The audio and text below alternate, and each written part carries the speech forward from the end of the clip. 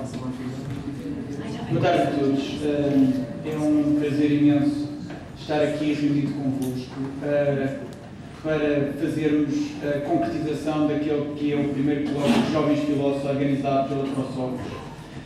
Eu gostaria de começar por agradecer a vossa disponibilidade pessoal e filosófica para estarem aqui presentes numa altura do ano extremamente complicada, em que há imenso trabalho, imensas coisas a acontecer simultaneamente, e mesmo assim terem tido a capacidade de virem a este colóquio demonstra, revela o vosso empenho na filosofia e pela filosofia, e por isso eu, em nome da Prosófos, tenho que efetivamente agradecer-vos.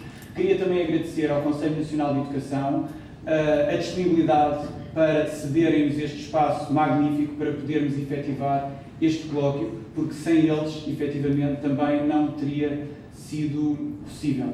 Este colóquio integra-se na sequência das Olimpíadas Nacionais de Filosofia, é essencialmente constituído pelas comunicações que foram produzidas no âmbito dessas Olimpíadas e, portanto, é um espaço de partilha filosófica, um espaço de debate filosófico, e o objetivo é tornar o pensamento próprio pensar com e permitir esse pensar com os outros e através dos outros. E, portanto, quero mais uma vez dizer-vos que é um prazer e uma honra poder estar aqui convosco durante esta tarde. Nós vamos ter uma comunicação ou uma conferência de abertura e o objetivo desta conferência de abertura é essencialmente fazer um convite a que vocês pensem a partir da reflexão de um filósofo sobre um problema filosófico extremamente complexo e extremamente desafiante. Eu tenho a honra de ter ao meu lado alguém que conheço há pouco tempo, mas que prezo imenso, apesar de nos conhecermos há pouco tempo, quer a título pessoal, quer a título filosófico. É o Domingos Faria, que nos vai fazer uma comunicação que eu tenho quase a certeza vai ser um desafio às nossas mentes filosóficas. O Domingos é licenciado em Filosofia pela Universidade Católica Portuguesa, tendo realizado o mestrado em Ensino de Filosofia com uma tese intitulada A Tradição Socrática na Sala de Aula, e é igualmente coautor do manual Como Pensar Tudo Isto. É investigador do Centro de Filosofia da Universidade de Lisboa, instituição onde se encontra a realizar o seu doutoramento na especialidade de Epistemologia e Filosofia da Religião. Tem vários artigos, bastantes mesmo, artigos publicados, muitos deles extremamente interessantes, e realizou várias comunicações no âmbito dos problemas que mais têm estimulado e desafiado a sua mente filosófica. Hoje, especialmente, vai apresentar-nos uma comunicação intitulada Mackie versus Plantinga sobre a racionalidade da crença teísta, que certamente será um estímulo e um desafio para as mentes filosóficas de todos os presentes. Eu vou passar a palavra ao Domingos, até porque nós já temos o tempo aqui condicionado pela meia hora de atraso, mas isso não será um obstáculo ao pensamento filosófico, mas não posso deixar de agradecer a disponibilidade pessoal e filosófica por teres aceito o nosso convite. Agradeço.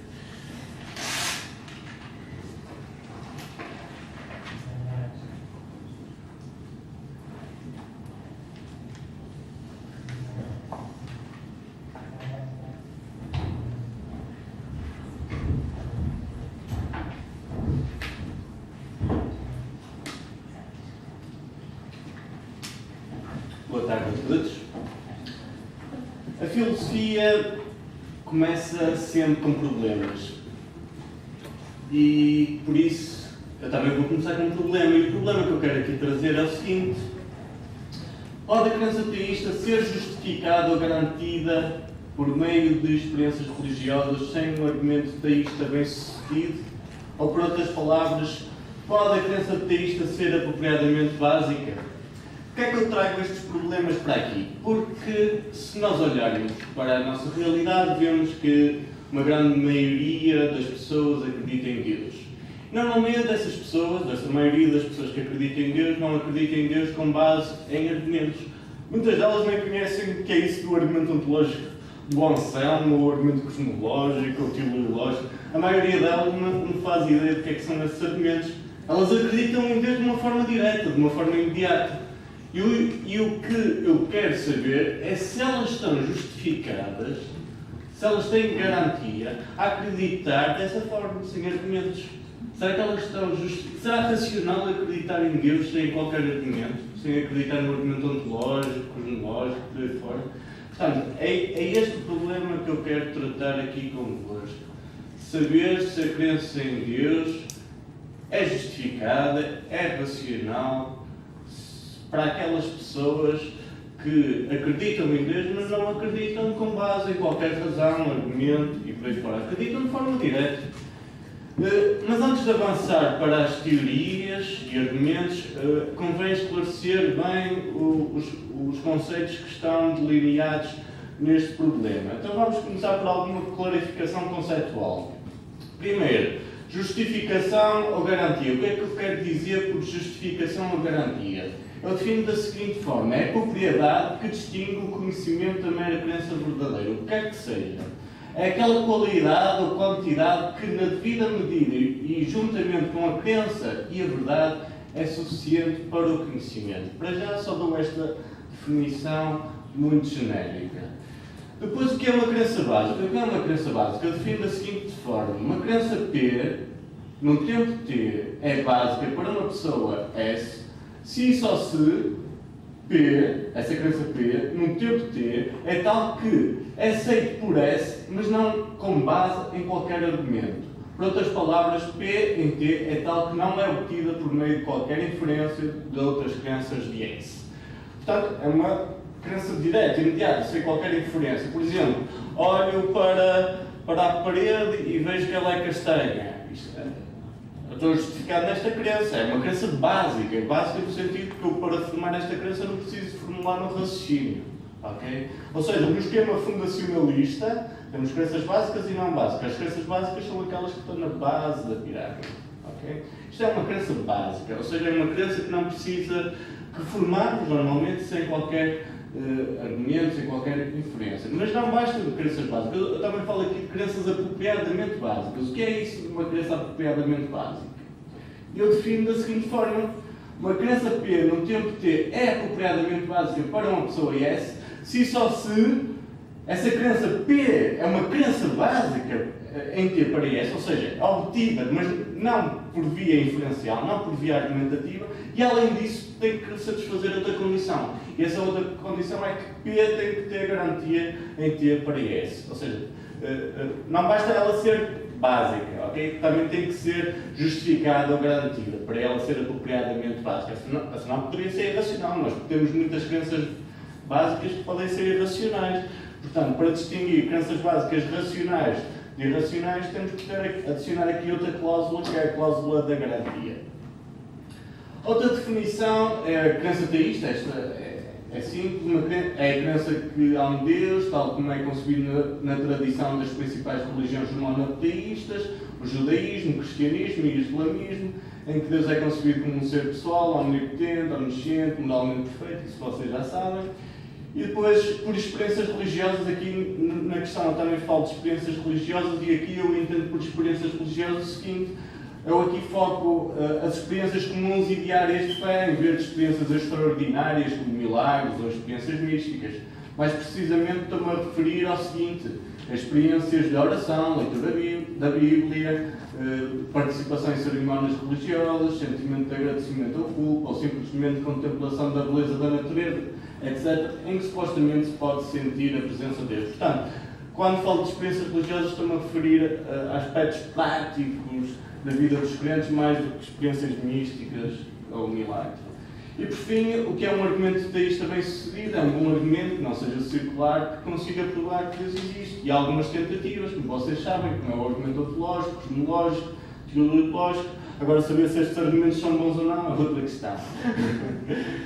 Muito bem, após este esclarecimento, portanto, o meu problema é o seguinte: quero saber se a crença em Deus pode ser racional sem qualquer prova, argumento ou indício, e como resposta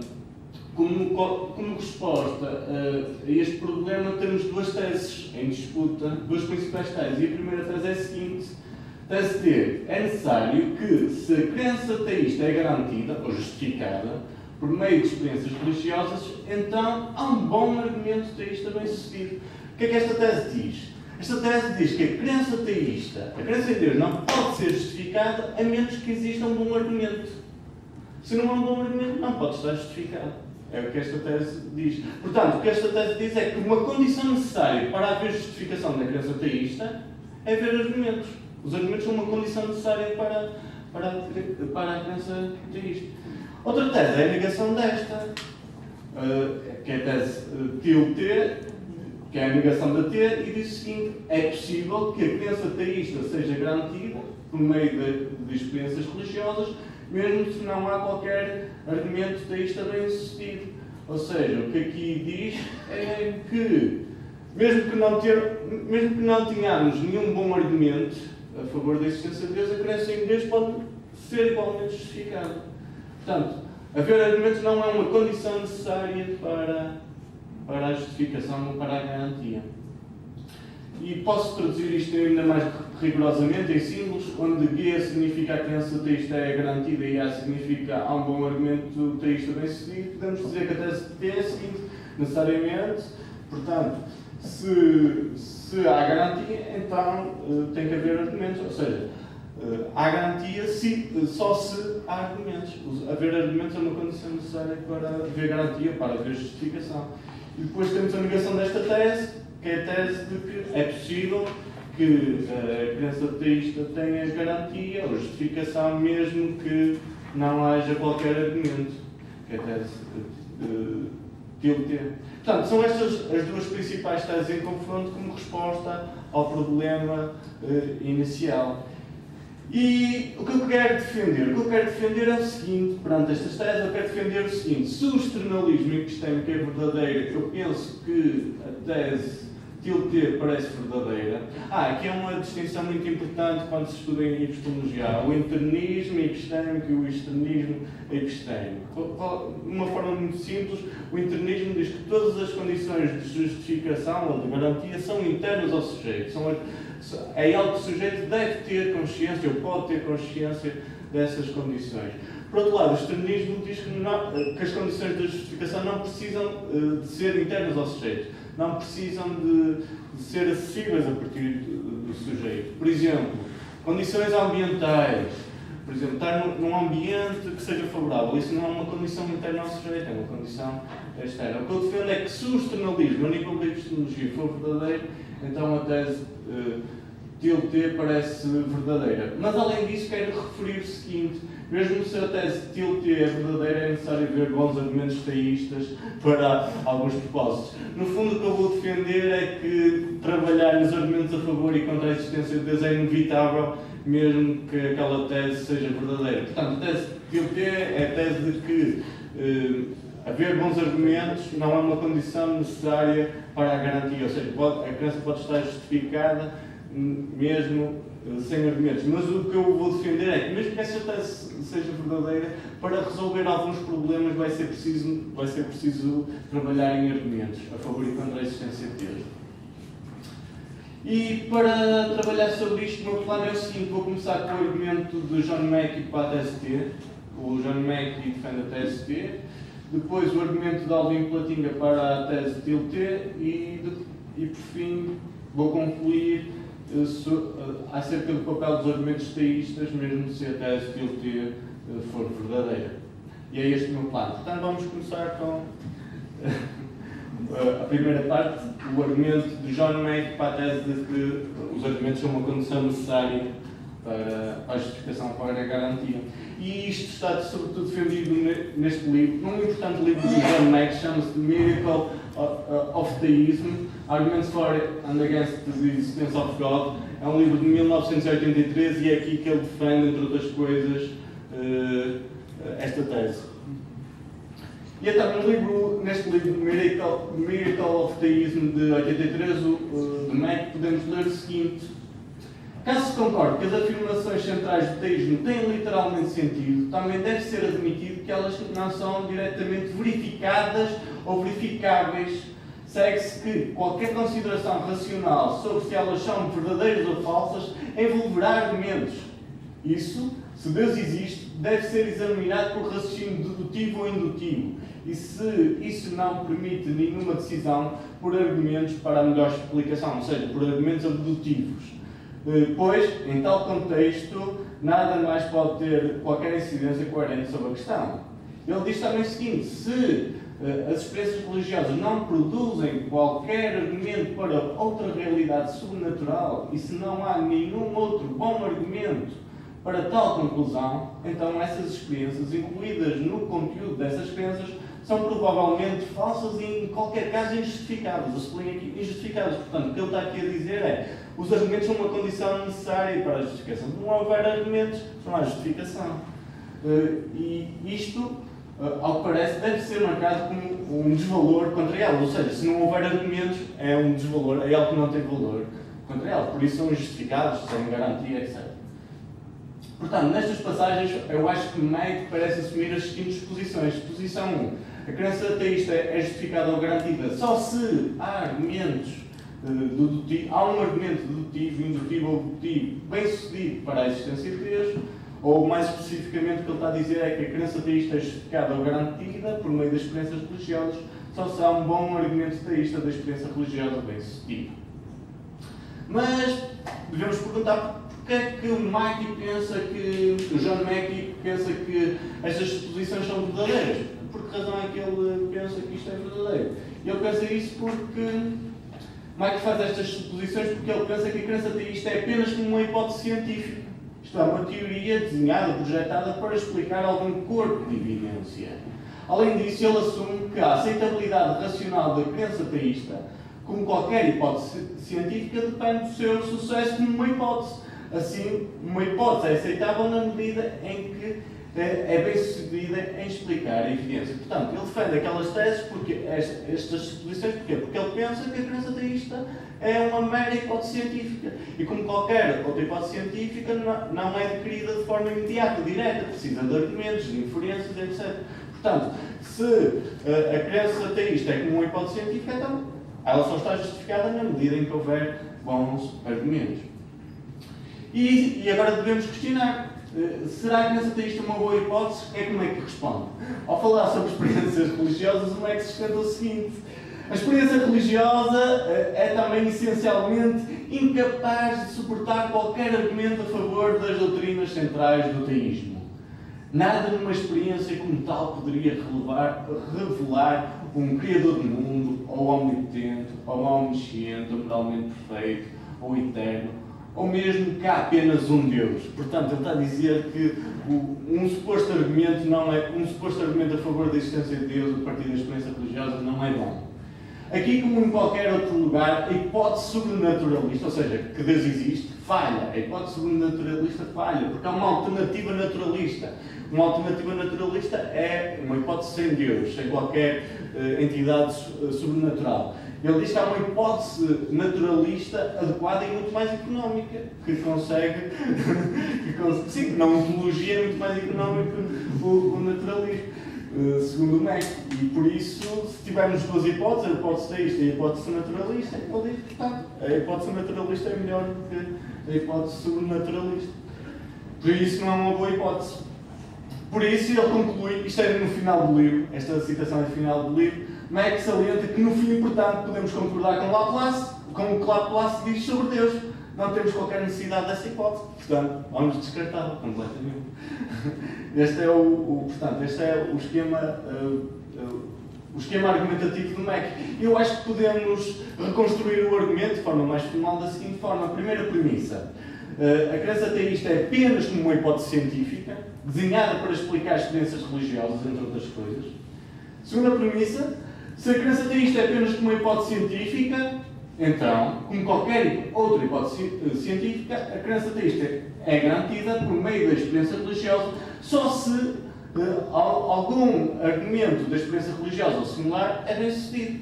Daqui se segue, por modos póneis, o seguinte: assim a crença ateísta é garantida por meio da experiência religiosa só se algum argumento é bem sucedido. Ou seja, isto é a tese T. aqui nesta conclusão, mas ele vai além desta tese, ele defende o seguinte: mas não há qualquer argumento teísta bem sucedido, como vimos no slide anterior. Ele diz que a hipótese naturalista é muito melhor que a hipótese sobrenaturalista. E daqui se pode concluir por modo geral é o seguinte: logo, a crença teísta não tem garantia, não tem justificação por meio da experiência religiosa. Este é o argumento de Mack. Agora, como estamos em filosofia, também temos que criticá-lo e ver se isto é um bom argumento. Será que o Mack conseguiu provar? Será que o Mack conseguiu provar que a crença teísta não tem justificação? Ou será possível criticar aqui o argumento? Vamos ver duas formas de criticar o argumento. Uma forma de criticar este argumento é recusar a premissa 4. O que é que diz a premissa 4? Não há qualquer argumento teísta bem sucedido. Por exemplo, o Richard Swinburne, o filósofo atual, que escreveu, por exemplo, The Existence of God, de 2004, no capítulo 12 recusa esta premissa. No capítulo 12 de 2004, ele tenta fornecer um bom argumento teísta da experiência religiosa de modo a mostrar a racionalidade da crença teísta. No entanto, é engraçado porque o Mack parece aceitar as posições de Mack. Ou seja, o Swinburne está na mesma comprometido com a TST. Ou seja, o Swinburne diz o seguinte, concorda com o Mack no sentido de que a crença teísta só tem justificação só se há bons argumentos. O que o Mack faz é dizer não há bons argumentos. O que o Swinburne faz mas há bons argumentos. E portanto, um vai para um lado, outro vai para o outro. Mas aceitam a mesma tese central, que é a tese de que os argumentos são uma condição necessária para a justificação. Mas existe outra linha de resposta totalmente diferente, que é negar as próprias posições e a própria tese T. E essa é a linha, ou seja, outra forma de responder ao argumento de Mack e de simultaneamente rejeitar os seus pressupostos, suposições, consiste em negar a conclusão 3 e a premissa 1. E esta foi uma linha avançada por Alvin Plantinga. Em vários livros, ele tentou negar tanto a conclusão 3, negou a conclusão 3 porque a premissa 1 é falsa. Qual era a premissa 1? É que a crença teísta é apenas uma hipótese científica. Ele vai tentar dizer que a crença teísta não precisa de ser apenas uma hipótese científica. Aliás, é assim que normalmente os teístas consideram. Normalmente os teístas não olham para a crença em Deus apenas como uma hipótese científica para explicar ou prever fenómenos no mundo. Eles pensam que a crença teísta é mais que uma experiência de outras mentes ou a experiência de outras pessoas. Portanto, é mais similar a crenças perceptivas ou de memória do que propriamente a crenças científicas. Ou seja, a conclusão 3 do argumento de Mack é verdadeira só se pensarmos que a crença teísta, apenas como uma hipótese científica, nomeadamente uma teoria desenhada para explicar algum corpo de evidência e aceitável na medida em que é bem sucedida a explicar essa evidência. Mas o Plantinga questiona: por que devemos pensar que a crença teísta ou o teísmo é apenas como uma hipótese científica? Plantinga argumenta que nós não pensamos a mesma coisa sobre crenças nas outras mentes, o passado, os objetos materiais, as crenças perceptivas, etc. Tais crenças não são pensadas apenas somente como uma hipótese científica. Assim porque não poderia o mesmo suceder com a crença teísta. Porque pensar que a crença teísta é substancialmente diferente comparada com as nossas crenças comuns. O Mack não mostrou isso. A ideia fundamental portanto, é a seguinte: a crença teísta é mais semelhante às crenças nas outras pessoas do que às crenças científicas sobre os átomos ou outra teoria científica. E o Mack não conseguiu ver esta diferença. E o Mack não conseguiu mostrar isto. Portanto, a ideia fundamental é que a crença teísta não precisa ser considerada necessariamente como uma hipótese científica. Pode ser considerada como uma crença imediata, direta, como, por exemplo, crenças perceptivas. Portanto, esta é a linha principal. Portanto, eu aqui tendo a concordar com o Plantinga. Eu acho que não temos que ver a crença teísta apenas como uma hipótese científica. Podemos considerar a crença teísta como uma hipótese, mas apenas como uma hipótese, isso já começa a duvidar seriamente. Agora vamos ver o argumento do Plantinga para a tese T.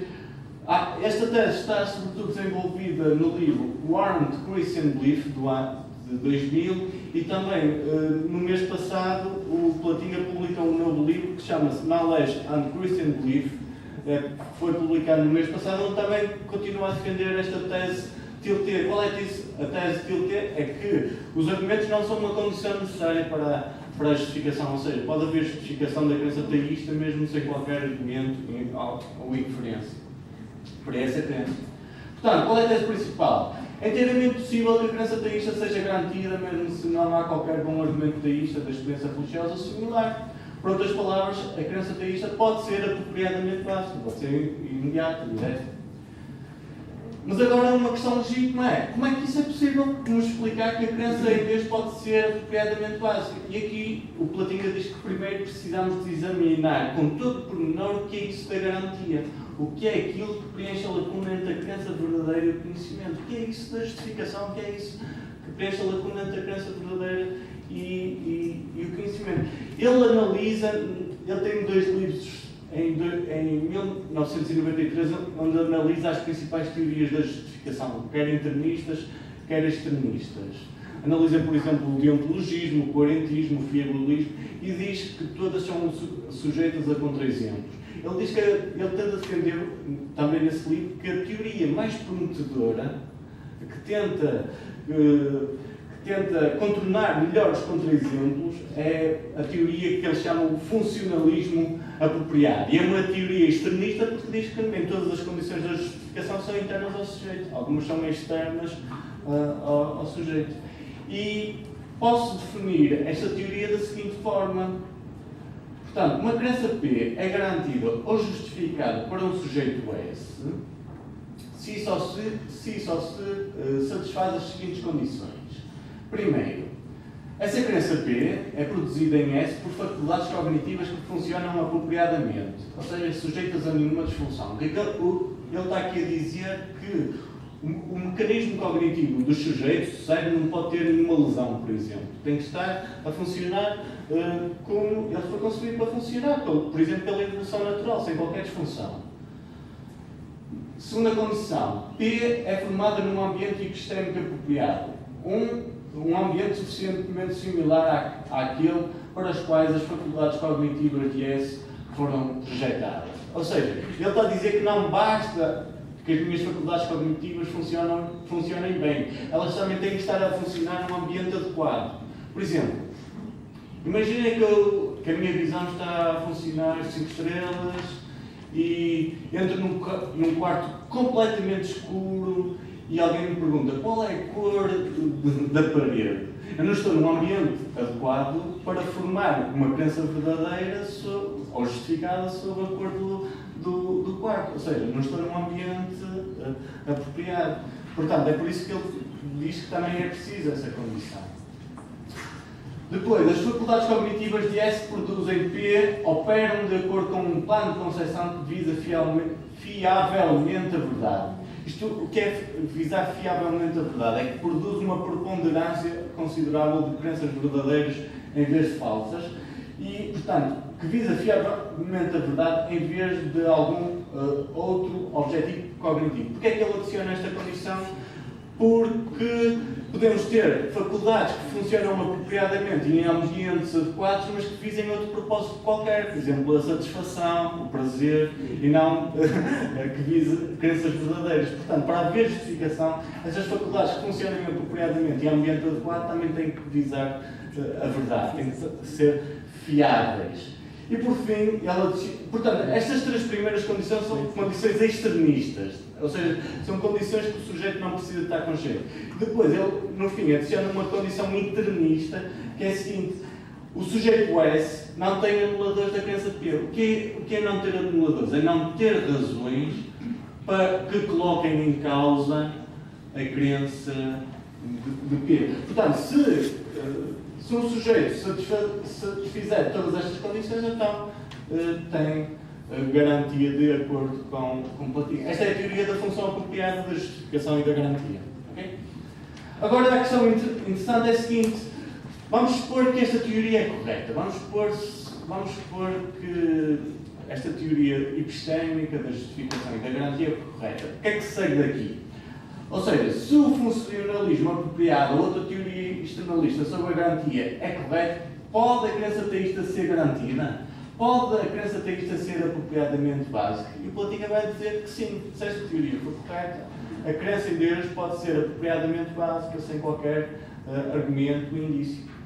Então, de forma a responder afirmativamente, Platinga propõe um modelo em que a crença teísta é básica e garantida.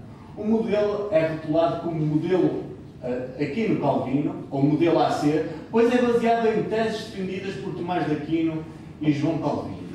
Assim, ao conceber o modelo AC, Platinga quer mostrar duas coisas. A primeira é a seguinte: o modelo AC é possível no sentido lógico e epistémico. Além disso, se o modelo AC for verdadeiro, então é verdade que a crença teísta é garantida de forma básica, ou seja, sem argumentos. E disto segue que é possível que a crença teísta seja garantida de forma básica, isto é, sem inferências ou argumentos. Ou seja, daqui se segue diretamente a tese de Tiltier. Segue-se diretamente que a tese de Tiltier é verdadeira. Além disso, ele também argumenta que se Deus existe, provavelmente o modelo AC ou similar também é verdadeiro. Portanto, se Deus existe, é provável que a crença teísta seja garantida de forma básica. Eu acho que podemos formular, para sermos mais rigorosos, podemos formular isto recorrendo à lógica para visualizarmos melhor o que é que está aqui em causa.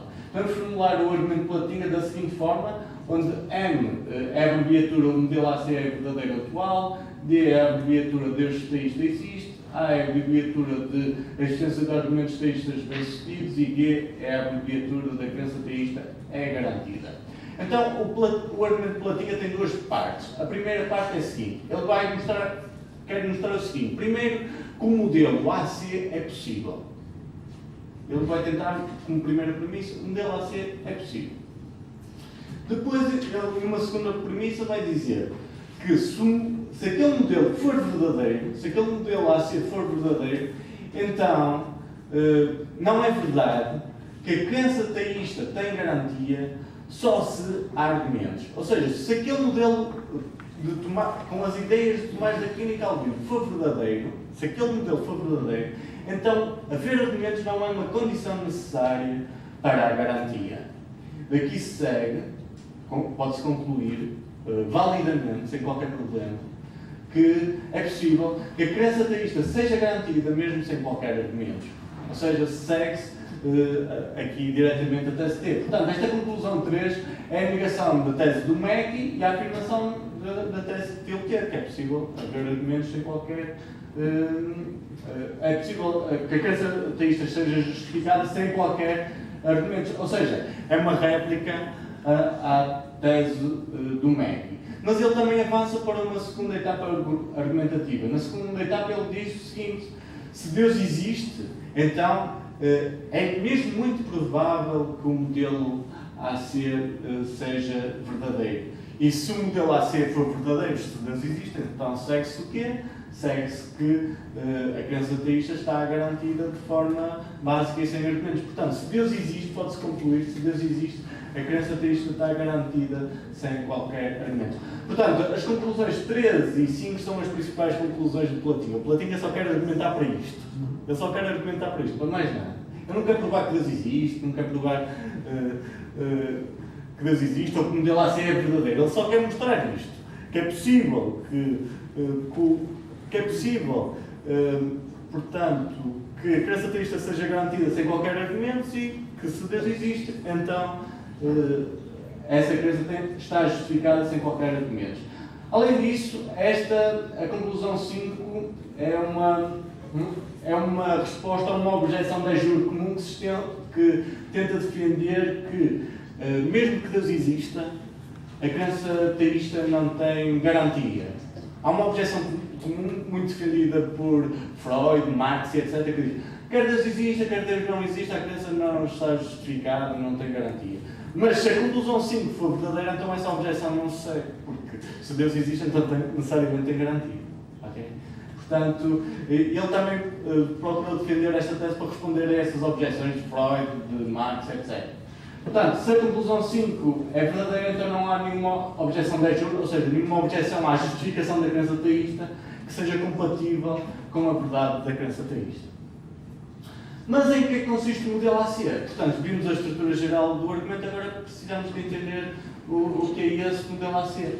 Então vamos especificar e vamos descobrir em que é que consiste o modelo AC. Este modelo é baseado na suposição de que somos criação divina, criados à imagem de Deus, e na alegação feita por Tomás de Aquino e Calvino de que há um tipo de conhecimento natural de Deus. Assim, na base de tais suposições, há uma tendência humana natural, um tipo de instinto para formar crenças sobre Deus numa variedade de condições e circunstâncias. Ou seja, há uma faculdade, um mecanismo cognitivo, o que Calvino descreve como sensus divinitatis, um sentido da divindade, que numa grande variedade de circunstâncias produz crenças sobre Deus nos seres humanos. Podemos descrever mais rigorosamente o sensus divinitatis desta forma. Uma pessoa forma uma crença teísta como resultado do funcionamento do seu sensus divinitatis num tempo T, se só se respeita as seguintes condições. Primeiro, as faculdades cognitivas de SNT incluem um sensus divinitatis ou outro sentido parecido. O sujeito em T está em circunstâncias específicas C que ativam o sensus divinitatis. E o sensus divinitatis de SNT está a funcionar apropriadamente. Portanto, se estas condições forem satisfeitas, então a crença teísta será, de acordo com o modelo, okay? De acordo com o modelo, a crença teísta será formada de forma básica, sem precisar de argumentos. Mas podemos questionar quais são essas circunstâncias específicas que acionam o sensus divinitatis.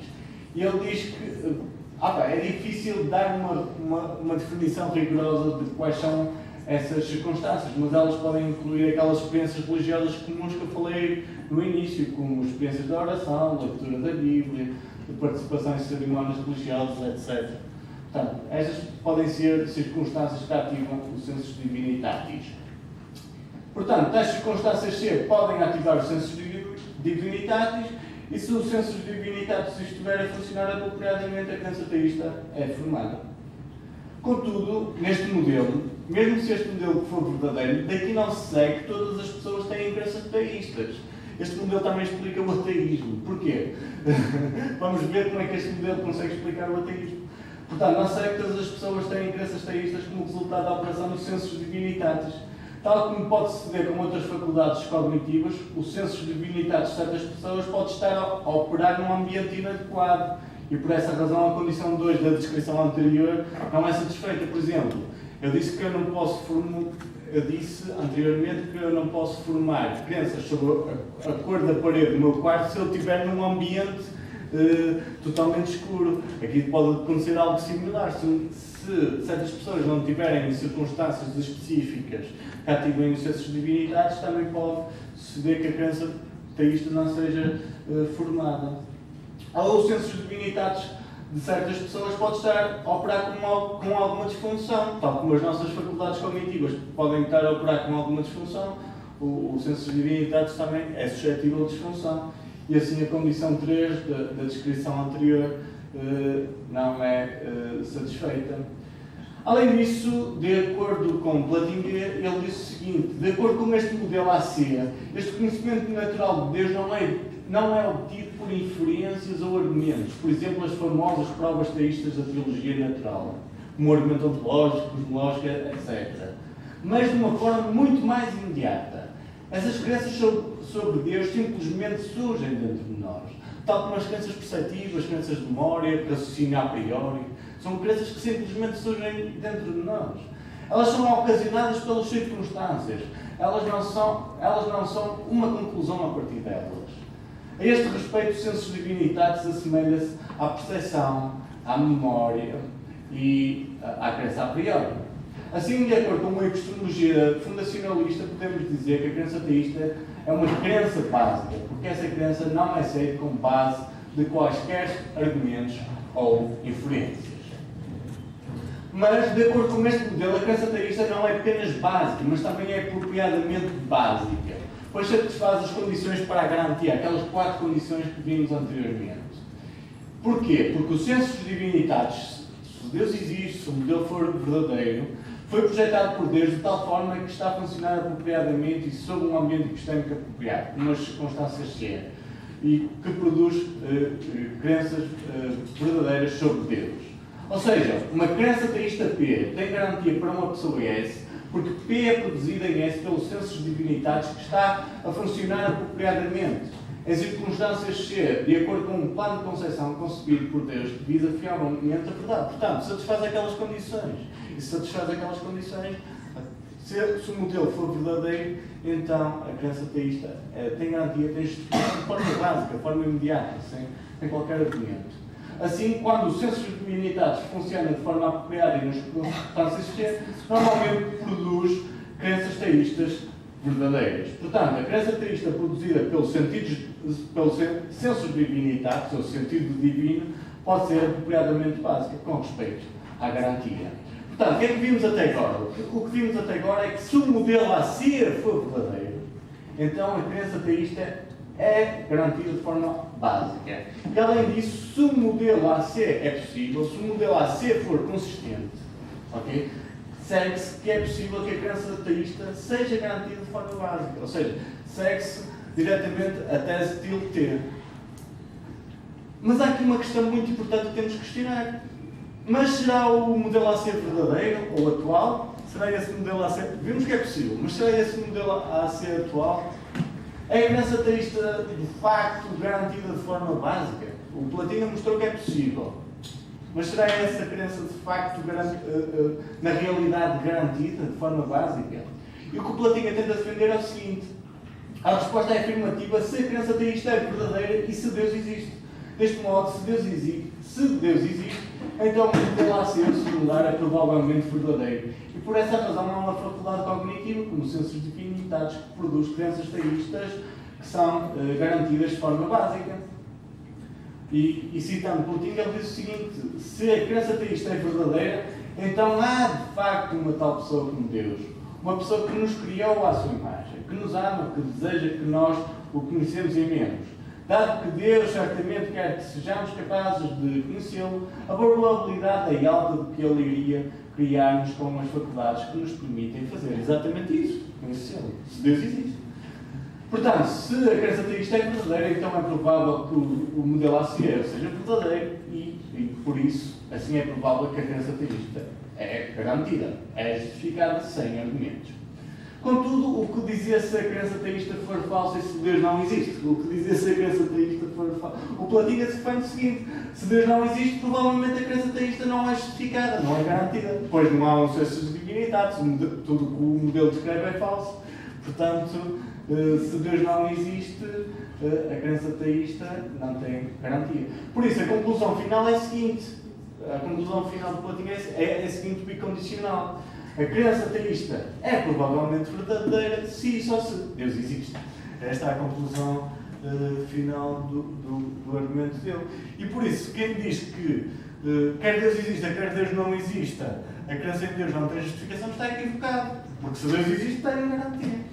Okay? E esta conclusão é sobretudo para criticar Freud, Marx e etc. Portanto, esta é a conclusão final do argumento. Agora vamos ver as minhas críticas a isto, em 5 minutos. Ok. As minhas críticas... É possível. Então vamos atualizar essa possibilidade. Vamos ver então as minhas críticas rápidas a isto. Primeiro, o projeto Platina é defender o seguinte: primeiro, é possível que a crença teísta seja garantida mesmo se não há qualquer bom argumento teísta, isto é, tese TLT, e segundo, se Deus existe, provavelmente a crença teísta é garantida. Portanto, ele só argumenta para isto. Eu acho que esta linha de raciocínio é provavelmente correta. Eu acho que o projeto Platina é provavelmente correto se o externalismo epistêmico for a teoria mais adequada. Mas parece-me, sinceramente, parece-me um projeto muito insuficiente. Eu acho que este projeto é muito insuficiente. Porque ele só diz o seguinte: ele defende a condicional. Se Deus existe, então a crença teísta é verdadeira. Mas o que nós queremos saber é saber se podemos fazer de modo exponente ou não. Ou seja, é saber se a crença teísta é de facto garantida ou justificada ou não. Ou seja, defender apenas uma condicional parece muito fraco. Ou seja, temos que defender mais, temos que mostrar que o modelo não é meramente possível, mas também é atual. Portanto, eu acho que o projeto de Platinha é muito insuficiente. Porque há questões relevantes como as seguintes. Será o modelo a ser verdadeiro ou atual? É a crença teísta de facto garantida? Para responder a tais problemas, precisamos trabalhar os argumentos a favor e contra a existência de Deus, para conseguirmos fazer modos cones a partir desta condicional. Assim, penso que a questão crucial é tentar mostrar que o modelo AC é de facto atual e, por essa razão, é necessário mostrar que Deus existe, de forma a convencer as outras pessoas que a crença teísta é garantida. Portanto, continuamos a necessitar da teologia natural, ou seja, de argumentos a favor e contra a existência de Deus. O que eu estou aqui a defender é que, mesmo que aquela tese de Platinga e o projeto de Platinga sejam corretos, os argumentos são inevitáveis. Ele diz que, não precisamos de argumentos, mas ele diz, para alguns propósitos precisamos de argumentos, sobretudo para convencer quem está, por exemplo, fora da comunidade teísta, que a crença teísta é garantida. Mas vamos supor que o Platinga continua a insistir, não precisamos de argumentos, não precisamos de argumentos. Eu vou tentar defender que, caso se recuse a teologia natural, podemos cair num grande problema, que é o problema da grande abóbora, da objeção da grande abóbora. A grande abóbora faz parte da série do Charlie Brown, e o Linus, do Charlie Brown, por ocasião do Halloween, acredita que existe uma grande abóbora que vem dar presentes às crianças sempre na ocasião do Halloween. E a questão é a seguinte: se a crença teísta é garantida, ou melhor, se a crença teísta é aceitável racionalmente do ponto de vista público, porque é possível e verdadeira e garantida ou justificada se verdadeira, então a crença na grande abóbora também pode imitar este projeto de Platinga. A crença na grande abóbora também pode construir um modelo da grande abóbora, um modelo GP, em que a crença na grande abóbora seja possível e mais, se a grande abóbora existir, podemos dizer que existe um census aboborino e etc., que produz crenças verdadeiras sobre a abóbora. Ou seja, podemos construir um argumento em que o projeto de Platinga é imitado para crenças irracionais. Por isso, é que eu penso que não basta ficar pela condicional, temos que ir mais além. Existem várias formulações deste argumento. A minha proposta, e eu acho que é original, é a seguinte, porque ao contrário das outras objeções da grande abóbora, esta é uma objeção que já vem desde o ano 2000, mais ou menos. Esta objeção normalmente tem uma conclusão muito forte, diz que a crença teísta não tem garantia. Eu tento dar-lhe uma conclusão mais fraca. Digo que a crença teísta não tem garantia de um ponto de vista público se só ficarmos pelo projeto de Platinga. E a minha proposta de formulação do argumento é a seguinte. Primeira premissa. Se a crença teísta é intelectualmente aceitável do ponto de vista de observadores neutros, ou seja, de um ponto de vista público, porque tal crença é tanto possível como garantida ou justificada se verdadeira, então, uma crença bizarra, como por exemplo a crença na grande abóbora, é também intelectualmente aceitável do ponto de vista de observadores neutros, porque tal crença é tanto possível como garantida se verdadeira. Podemos imitar o projeto de Platinga. Mas uma crença bizarra não é intelectualmente aceitável do ponto de vista público de observadores neutros. Daqui segue que a crença teísta não é intelectualmente aceitável do ponto de vista de observadores neutros. Portanto, a minha conclusão é a seguinte: o projeto de Platinga, tal como ele define, não oferece nenhuma razão para que os observadores neutros tomem a crença teísta mais seriamente do que as crenças bizarras, como a crença no voodoo, na grande abóbora, por aí adiante. Portanto, eu acho que o projeto de Platinga tem este grande problema. A única forma de superar este problema, eu penso que é o seguinte: para ultrapassar este problema, eu acho que é preciso formular bons argumentos para a existência de Deus, mostrando que o modelo AC não é apenas possível, mas também atual, e que a grande abóbora é no máximo meramente possível. Portanto, o que eu defendo é que os argumentos a favor da existência de Deus, mesmo que aquele projeto de Platinga seja correto, os argumentos a favor e contra a existência de Deus são inevitáveis. Por isso, temos que continuar a trabalhar no argumento ontológico, no lógico, Obrigado.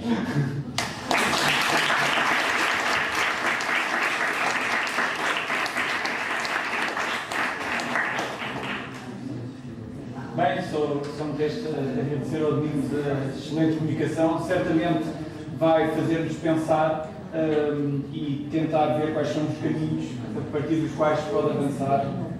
E acho que para filósofos e para jovens filósofos, a tese que foi aqui defendida é muito importante, a noção de que o problema da existência de Deus e a justificação da crença na existência de Deus implica, para além de poder ser ou não apropriadamente básico, implica efetivamente trabalhar a dimensão argumentativa e ver até que ponto é que os argumentos sustentam ou não, ou dão ou não razões suficientes para sustentar a crença. Mas não cabe a mim fazer nenhum comentário à apresentação muito sugestiva e muito estimulante do Domingos. Queria saber se algum dos filósofos tem alguma pergunta, alguma dúvida sobre, por exemplo, algum dos aspectos da argumentação, nem que seja sobre a grande abóbora ou sobre qualquer outra crença bizarra ou monstro do esparguete voador. Exato, também pode ser. Que é o meu favorito. Mas a grande abóbora também para ser ficar fã. Há alguma pergunta? Também podemos construir. Exato. Não fiquem assustados por estarem a fazer perguntas a uma argumentação tão densa, porque isso também é exatamente o objetivo. Alexandre, carregaste? Gostaria de perguntar, ele admite, a certo ponto, o seu raciocínio, Quem? O segundo filósofo, O Platinha, que é possível modelo A ser. certo? E não conta que pode haver falta de lógica no próprio modelo e contradições lógicas, como é o caso com outros modelos das crenças bizarras, que é o unicórnio cor-de-rosa invisível, que apresenta características contraditórias e, do ponto de vista lógico, impossíveis, que não possibilitariam a existência de um modelo A ser.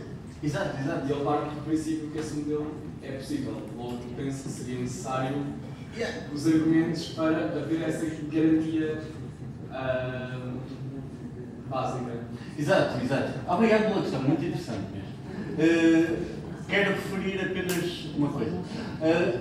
Há várias noções de possibilidade.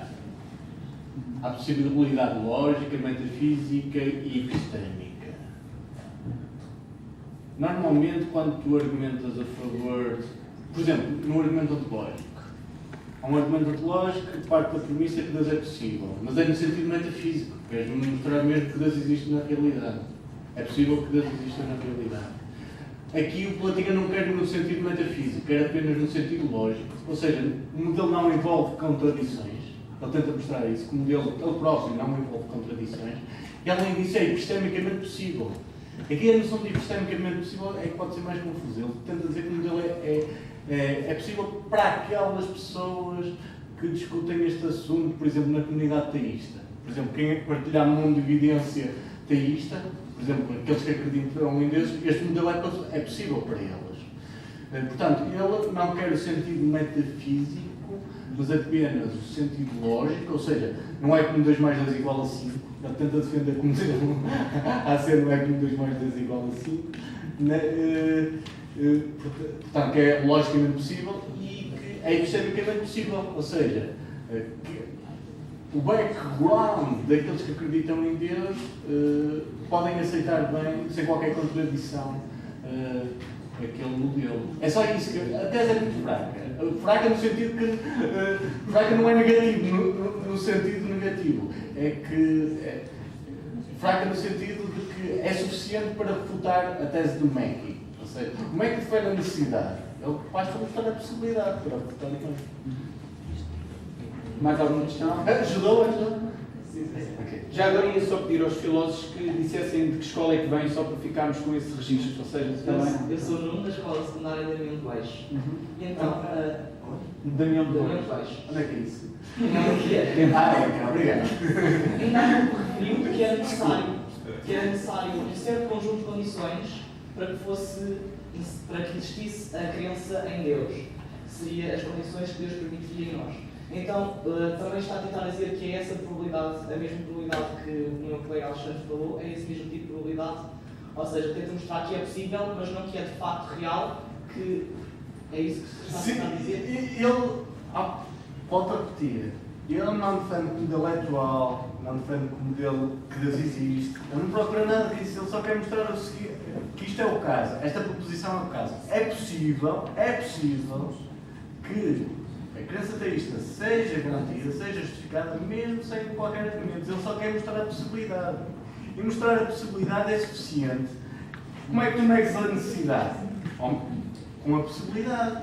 Okay? É assim que se nega o operador de necessidade. Por isso, portanto, é uma tese fraca no sentido que basta para refutar o Mackie. O que eu tento defender depois no fim é que, mas se calhar apelar apenas à possibilidade não é suficiente. Okay? Se calhar precisamos na mesma dos argumentos. Estás a ver? Se calhar temos tempo para mais uma ou duas questões diretas e breves, só para uma gestão filosófica do tempo. Ali, André. Posso? A minha questão prende-se com o modelo AC. Até certo ponto, eu só quero saber se existe ou não uma contradição no seguinte sentido. Disse que havia o senso de divinidade que era aquilo que permitiria ter um conhecimento natural de Deus. Exato. Acho que essa era. Só que depois vem dizer que este modelo também ajuda, também contém a história do ateísmo. Só que a questão é, se Deus quer que nós o conheçamos, então deveríamos pressupor que todos, a dada altura, estaríamos nas circunstâncias de o conhecer. E, portanto, não todos deveríamos conhecer Deus. E, portanto, o modelo falha no sentido de que a realidade é que nem todos conhecemos Deus. E, portanto, este modelo iria pressupor que, a dada altura, iríamos estar nessas circunstâncias e, portanto, a dada altura, todos nós conhecíamos Deus, porque não acontece. Sim, obrigado pela tua questão. Sim, essa é uma questão muito pertinente e quem trabalha nesta área tenta avançar várias explicações dentro do modelo para acomodar esse pormenor, para acomodar como é que se pode, se o modelo for verdadeiro, como é que se pode explicar que Deus permita haver ateus, a descrenças, como é que é possível haver descrenças. E aqui podemos apelar ao que acontece com as outras faculdades. Com as outras faculdades podemos estar em circunstâncias não apropriadas, também pode acontecer isso com a crença teísta. Deus quer que toda a gente seja naquelas circunstâncias, mas tu também és livre de não estar naquelas circunstâncias. Podes, por exemplo, posso ir para um quarto escuro ou para outra circunstância que não me permite operar a minha visão, que não permite estar justificado na cor do quarto, na cor da parede do quarto. Portanto, posso não estar numa condição adequada. Ou por alguma razão, durante a minha vida, ceguei o meu olho. Eu poderia ser criado com aquelas faculdades a funcionar bem, mas por algum acontecimento durante a minha vida, a minha faculdade da visão foi lesionada. O que é que o mesmo não pode acontecer com a crença de Deus? O que é que há de contraditório nisso? O que eles tentam fazer é que há um paralelismo, uma paridade entre o que acontece com as nossas faculdades, por exemplo, perceptivas, da memória, etc., com o que acontece com os sensos divinitatis. Se o senso divinitatis existir, vai-se reger pelas mesmas circunstâncias ou pelo mesmo funcionamento que rege as outras faculdades. Se uma pode estar a funcionar mal, a outra também pode estar a funcionar mal. Se uma pode estar a funcionar com alguma lesão, a outra também pode estar a funcionar com alguma lesão. Se alguma pode estar a funcionar num ambiente que não seja apropriado, a outra também pode funcionar num ambiente que não esteja apropriado. Mesmo que Deus queira. Deus quer aquilo, mas também as pessoas podem ter livre-arbítrio para não estar nessas circunstâncias apropriadas ou para... Não... Ajudou. Posso só já sim. uma coisa? Nesse sentido, da paridade e do paralelismo, exato. até que ponto é que, efetivamente, as crenças comuns são assim tão paralelas como a crença em Deus? Exato. São coisas efetivamente distintas, porque o mundo das crenças comuns é efetivamente muito mais empírico do que o mundo de uma crença teísta. Portanto, não sei até que ponto é que esse paralelismo é efetivamente tão válido. Certo, o paralelismo é só neste sentido, não é a nível fenoménico, ou seja, Normalmente as crenças perceptivas são muito mais vívidas, não é a nível fenoménico que está aqui a questão da paridade, mas é no nível da origem da crença e é no nível do funcionamento da crença. A ideia de Platão é o seguinte: se uma pode funcionar apropriadamente, a outra também pode funcionar apropriadamente. A paridade não está a nível fenoménico, mas está a nível da função apropriada. Okay? A paridade não é restrita. Okay? Claro que temos que aprofundar esses pormenores. E essa é uma objeção interessante. Relembro, por exemplo, que na passada sexta-feira faleceu um importante filósofo que chamava-se Michael Martin. E ele foi um grande objetor do Platina. E a objeção dele, que está no livro Ateísmo, a Philosophical Justification, apresenta uma objeção muito parecida a essa. O que ele tenta defender é: as crenças teístas são totalmente diferentes das crenças cetivistas, etc. Mais ou menos o que estavas a dizer. O que Platina tenta defender é que essa analogia, o que ele não quer ele não quer uma paridade fenoménica, não quer algo restrito, só quer a nível da função apropriada. Okay? E se olharmos a esses pormenores, talvez consiga escapar. Mas sim, é um ponto interessante para discutir. Ok. Eu tenho mesmo que gerir aqui o tempo cronológico e filosófico. Acho que depois no coffee break, se o Domingos tiver disponibilidade, poderá responder a mais alguma pergunta que queiram fazer. Eu quero fazer uma ou duas, mas faço depois, que agora não tenho tempo. E resta-me agradecer-te mais uma vez, foi espetacular. E vou pedir então que façamos a primeira mudança de mesa e que os filósofos que vão falar sobre o problema da consideração ética assumam aqui os seus lugares, por favor.